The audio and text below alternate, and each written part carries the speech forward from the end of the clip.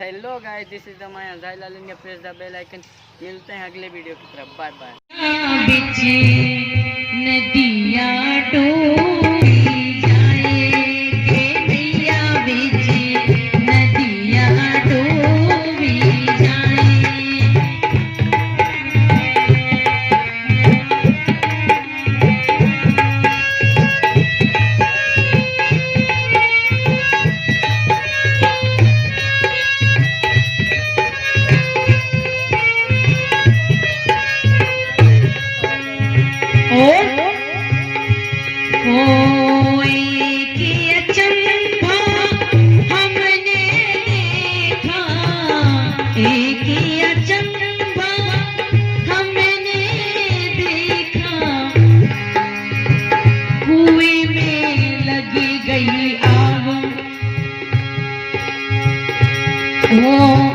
पानी पानी सब ही जल गयो, पानी पानी सब ही जल गयो।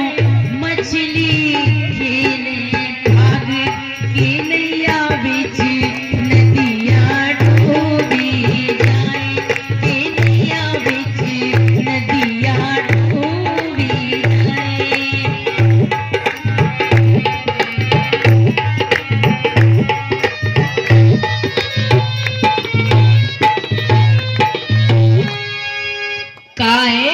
कबीर ने नैया बिच नदियां डूबी जाए।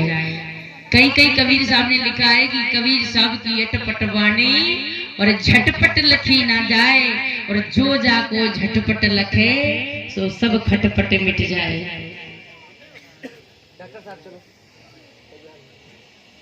कबीर साहब की बड़ी अटपटी वाणी है। नैया बिच नदियां डूबी जाए।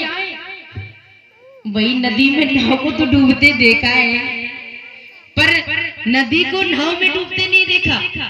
किसी ने देखा हो तो बताए। नदी नाव में कभी नहीं डूबती। पागलों, तुम तो वो 1000 मुद्राएं सोने की प्राप्त करेगा। अरे लालच में आके हमें ने अपने, जब ये बुद्ध बने थे, मैया गौतमी ने जब चीवर दान दिया था, बनते लोगों को चीवर पहने देखा होगा आपने, टुकड़े टुकड़े जुड़े होते हैं। 30 टुकड़े का चीवर होता है। भगवान ने भी 30 टुकड़े का पहना, लेकिन मैया प्रजापति ने पहली बार चीवर दान दिया था, उसमें टुकड़े थे 84 टुकड़े का चीवर था। एक 84,000 श्लोकों स्कंधों के माध्यम से भगवान बुद्ध ने मानव जाति को उपदेश दिए। दूसरा, तीसरा, इस उंगुल से नाप लेना, इस उंगुल से अपने पंच भौतिक शरीर को नाप लेना। 84 उंगुल का तुम्हारा शरीर निकलेगा। तीसरा, चौथा, सम्राट अशोक ने भगवान बुद्ध के 84,000 उपदेश स्कंदों श्लोकों के माध्यम से जो दिए, उसी 84 को प्रतीक मानते हुए 84,000 स्तूप स्तंभ शिलालेख बनवाए थे।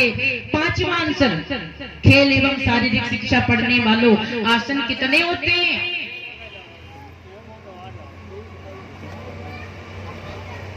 जबकि कक्षा 5 से लेके 8 तक 3 साल एक ही पुस्तक पढ़ते हो। जवाब नहीं आया भाई साहब।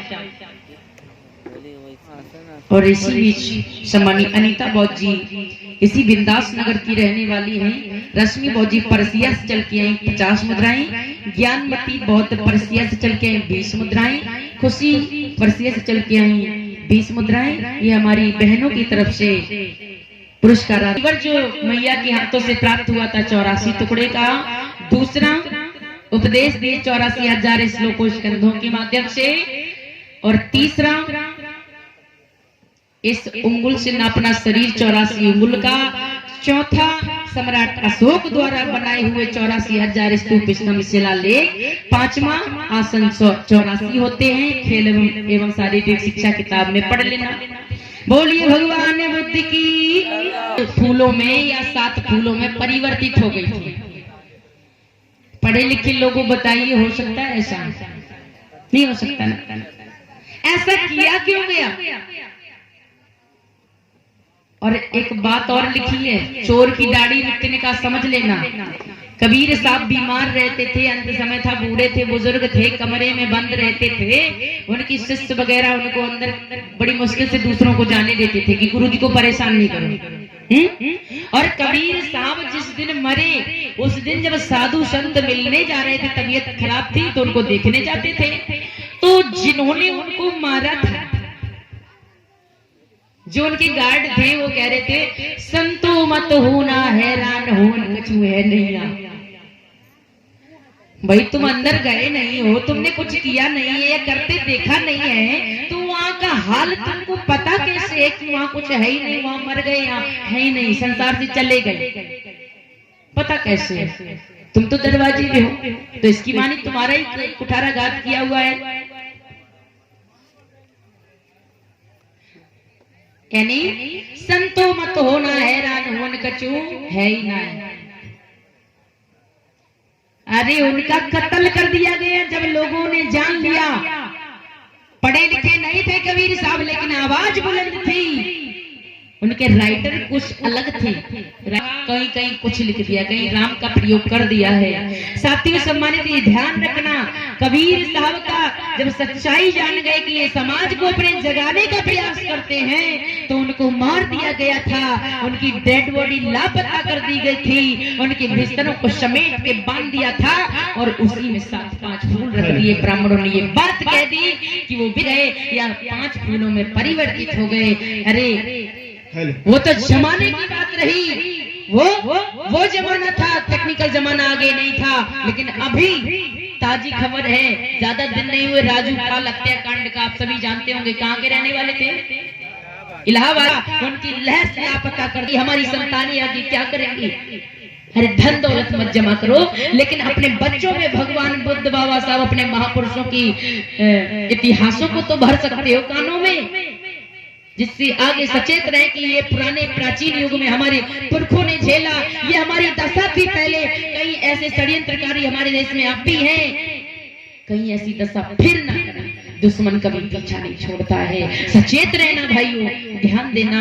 एक पाई है अपने महापुरुषों से, लेकिन मेरे साथ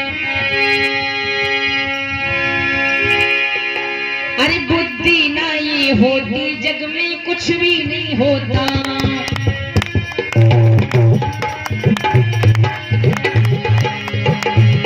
अरे बुद्धि ना ये होती जग में कुछ भी नहीं होता।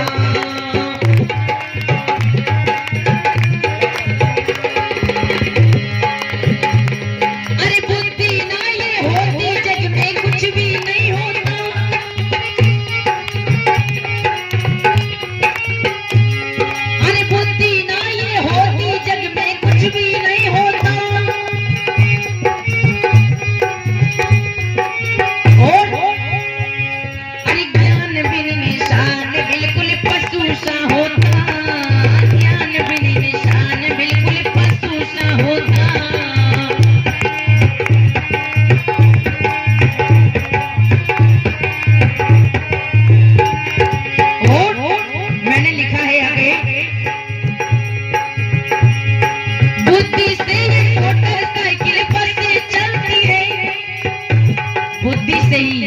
मोटरसाइकिल बसें चलती हैं। बस किसने बनाई? इंसान ने। चलाता कौन है? इंसान। लेकिन अगर बुद्धि ना होती तो बस चला लेते। अब हम हैं, ड्राइवरिंग नहीं की, कभी गाड़ी नहीं चलाई, हमसे कहा जाए कि गाड़ी चलाओ, नहीं चला पाएंगे। इसीलिए कहना है बुद्धि मानव, बुद्धिमान व्यक्ति की मैंने व्याख्या की है।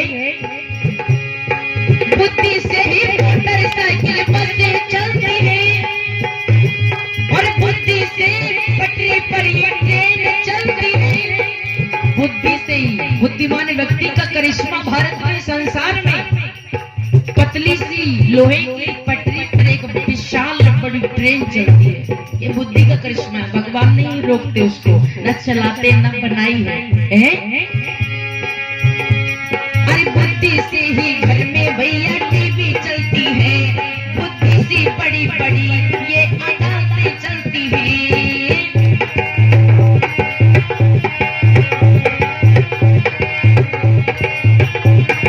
बुद्धि से ही घर घर में टीवी चलती है और बुद्धि से ही बड़ी बड़ी अदालतें चलती हैं। झूठ को सच, सच को झूठ कर देती है। एक इंसान की बुद्धि है, कहना है लोग कहते हैं, कौन? इशारा समझते हैं एंटीना वालों का। कहते हैं लोग ईश्वर बिन पता नहीं हिलना, कहते हैं लोग ईश्वर बिन पता नहीं हिलना, लेकिन मेरा कहना है अरे ज्ञान बिन इंसान बिल्कुल पशु सा होता, अरे शिक्षा बिन इंसान बिल्कुल पशु सा होता।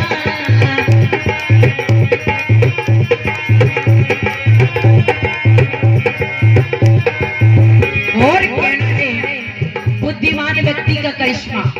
गर्मी का मौसम है, सोचा हवा कैसे मिले, हवा बंद होगी प्राकृतिक, तो एक पन्नी है उसमें डंडी लगा ली, पंखा बना लिया, हवा गर्मी। गर्मी तब भी नहीं गई, फर्राटा बना के तैयार कर दिया। गर्मी तब भी नहीं गई, एसी बना दी गई, कूलर तैयार कर दिया। गर्मी तब भी नहीं गई, एसी को बना के तैयार कर दिया। किसने बनाया? इंसान ने। इंसान की बुद्धि का करिश्मा भगवान नहीं बनाने आए। वो तो कहते मरो तो मरते रहो पर हमें बोझा पर चढ़ाओ। कहना है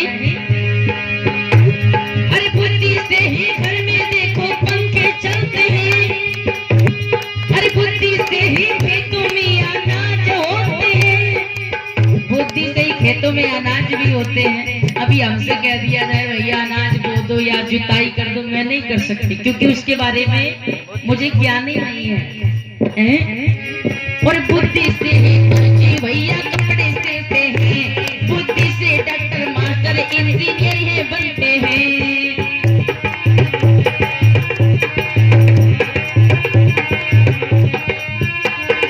बुद्धि से ही दर्जी कपड़ा सिलता है, एकदम छोटा छोटा काट देता है, फिर उसे जोड़ के कपड़ा बना देता है। और बुद्धि से ही डॉक्टर मास्टर इंजीनियर प्रोफेसर वकील बनते हैं, अनपढ़ कबड्डे नहीं बन सकते हैं। समझिए अपने जीवन में शिक्षा का महत्व। कहना है बुद्धि के बिना इस जग में काम नहीं होता, बुद्धि के बिना जग में काम नहीं होता, अरे बुद्धि बिन इंसान बिल्कुल पशु सा होता, अरे ज्ञान बिन इंसान बिल्कुल पशु सा होता।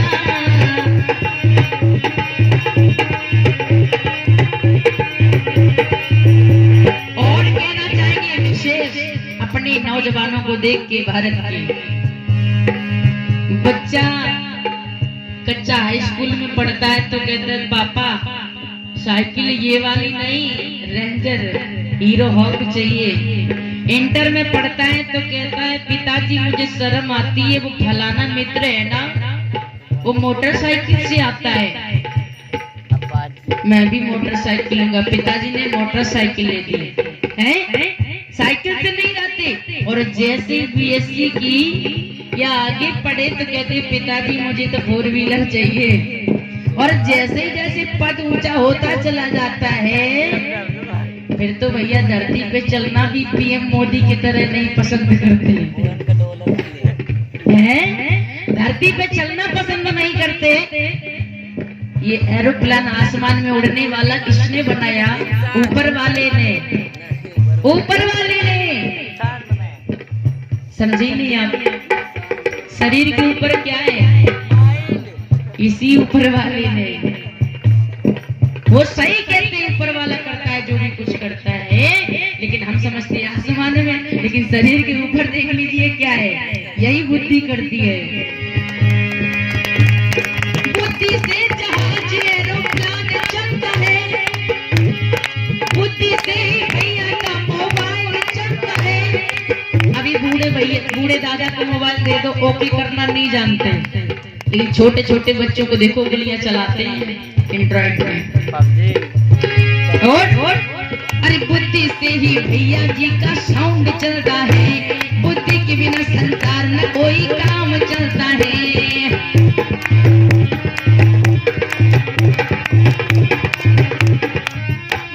बुद्धि से ही भैया जी का साउंड भी चलता है, छोटे छोटे माइकों से होके पतली पतली लीडों से, मशीनों से जाके सीधे साउंडों में, और साउंडों से जाके तुरैयों में, पूरी क्षेत्र में हाहाकार मचा है।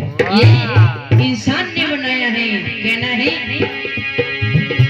अर्चना कहती संसार में ईश्वर कुछ भी नहीं करता, अर्चना कहती संसार में ईश्वर कुछ भी नहीं करता, अरे शिक्षा बिन इंसान बिल्कुल पशु सा होता, अरे ज्ञान बिन इंसान बिल्कुल पशु सा होता।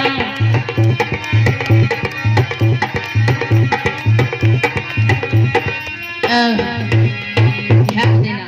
चलो मान लेते ईश्वर होता है, मान लेते थोड़ी देर के लिए ईश्वर होता है। क्या कहाँ कहाँ होता है? कड़ कड़ में ईश्वर समाया है, व्याप्त है। फूल में भी, पत्थर में भी, इंसान में भी, बालू में भी, भैंस में भी, कुत्ते में भी, बिल्ली में भी, हर कड़ कड़ में ईश्वर है। तुम माताओं ईश्वर की पूजा करती हो, ईश्वर फूल में भी है, ईश्वर पत्थर में भी, ईश्वर की ईश्वर ऊपर क्यों चढ़ा देती हो? ईश्वर तो तुम में भी व्याप्त है, करकट में तुम भी आते हो, तो ईश्वर के ऊपर ईश्वर चढ़ाने का मतलब क्या हुआ? एक तरफ कहते ईश्वर निराकार है, उसका कोई आकार प्रकार नहीं है। एक तरफ कहते हैं कि ईश्वर की हम संतानें हैं, एक तरफ कहते हैं कि ईश्वर तत्व विहीन है। ईश्वर को कोई आकार प्रकार नहीं, गोल है, चौकोर है, लंबा है कि छोटा है, मोटा है, कैसा पता नहीं, कोई आकार प्रकार नहीं।